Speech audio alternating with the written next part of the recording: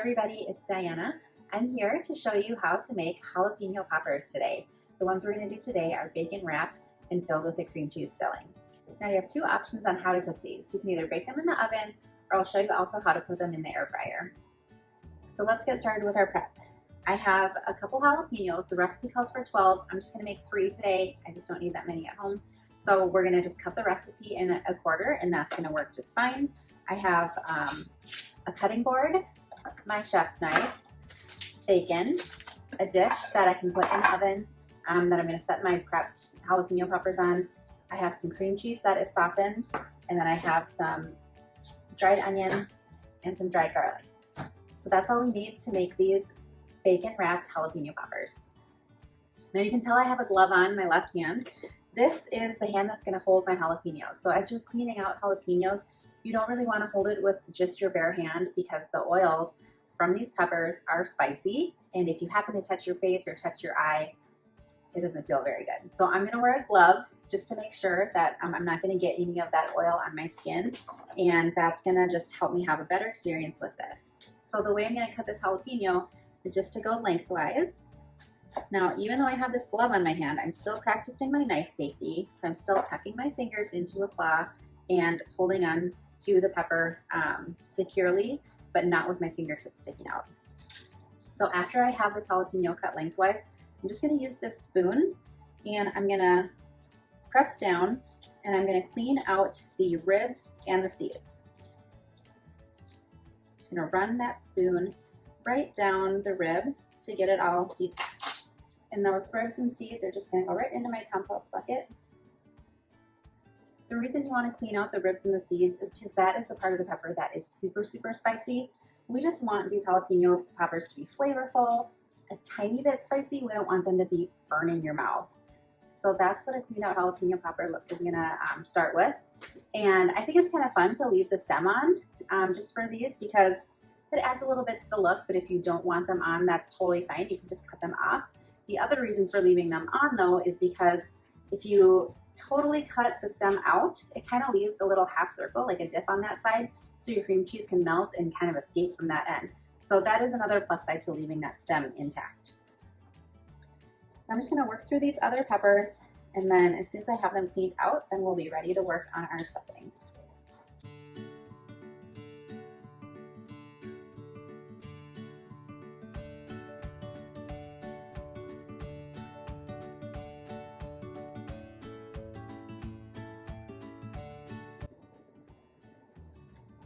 So our jalapenos are all halved and cleaned out. All the ribs and seeds have been removed.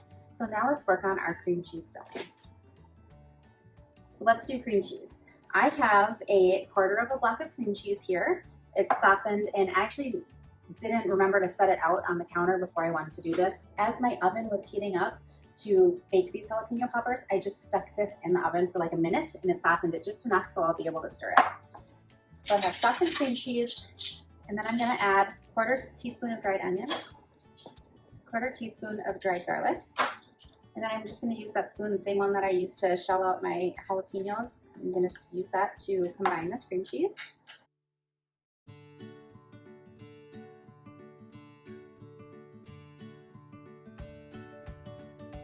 And that's going to be ready to fill into our jalapenos.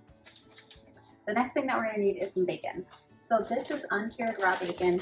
I'm just going to open up, and we're going to cut these slices in half because that's going to be the right length to use to wrap around our jalapeno pepper. And I'm going to get my food prep glove back on just because I'm going to be handling some raw ingredients. I'm going to be handling these peppers again, so I want my hand to be covered. All right, I got my food prep glove back on. I'm ready to handle this bacon. So you're going to need 1 slice per pepper. Each half is going to get a half a slice of bacon. So we're going to take this bacon and just cut it in half. Then we're going to pick up each half of the pepper. It's going to get some cream cheese and then a piece of bacon that you want to put the seam side down. So if you can get one end to the bottom and then get this other end to kind of wrap around. What you want ultimately is when you set it down, you want the outside seam to be down. So you might have to just figure out what that length is going to be. There we go. So now when I set it down, the end is going to be in the dish, so it will be secured and it won't unwrap as it cooks and shrinks down a little bit.